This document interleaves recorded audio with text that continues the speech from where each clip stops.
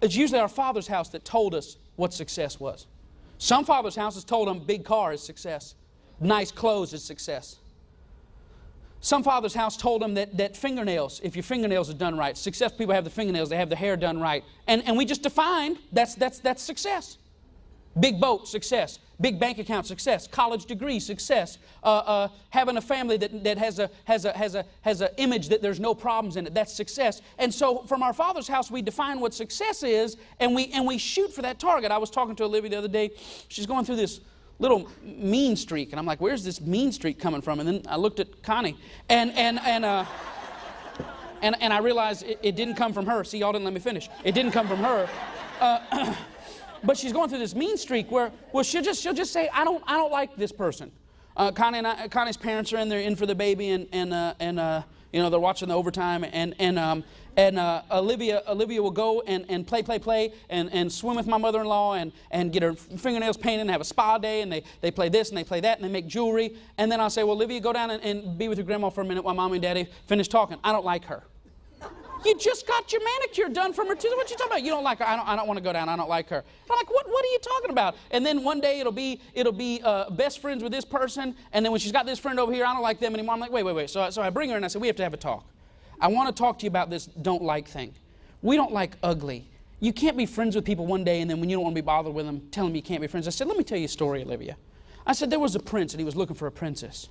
And he was looking for a princess that had 3 characteristics. Her eyes got big. Number 1, she had to be beautiful.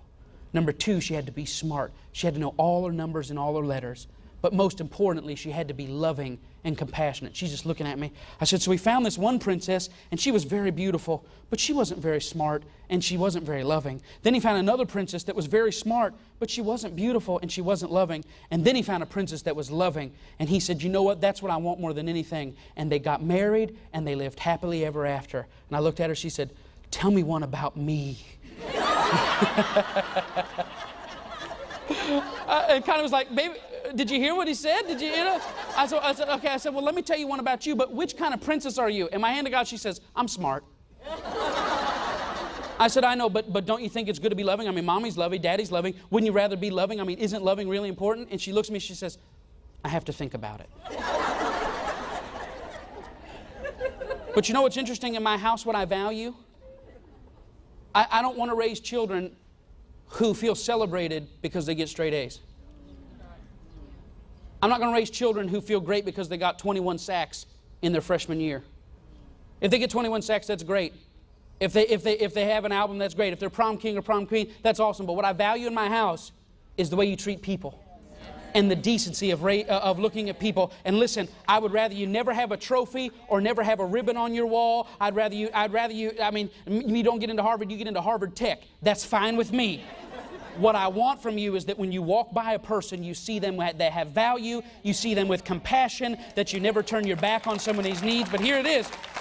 Now listen to this. Now watch this. See, so that's my desire. I'm targeting raising children of compassion, but I've got to watch my subtle seeds. Because I can say, listen, I don't want you caring about money. I want you caring about people. But when we shop, Daddy always has to buy the biggest and best. I don't want you caring about cars and stuff.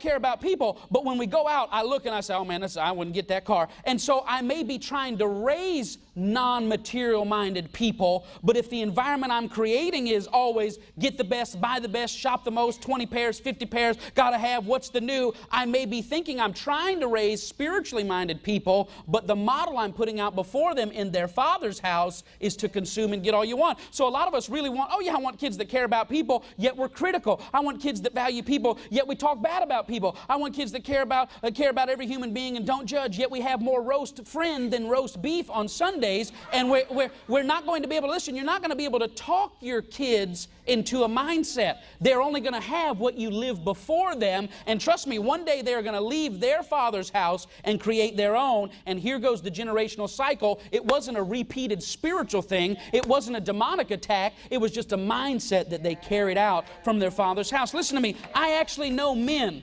I know men, and I have to be careful because I've got in other venues, not all children's and stuff are up. I know men who took their sons and said, son, if you've not been sexually intimate with a woman by the time you're 16, you may be gay.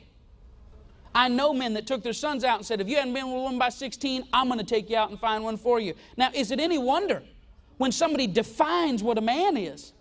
That I grew up and I carry, this is my definition of a man. This is what a man does. Where did I get that definition? I didn't get it from the Word of God. I carried it from my father's house.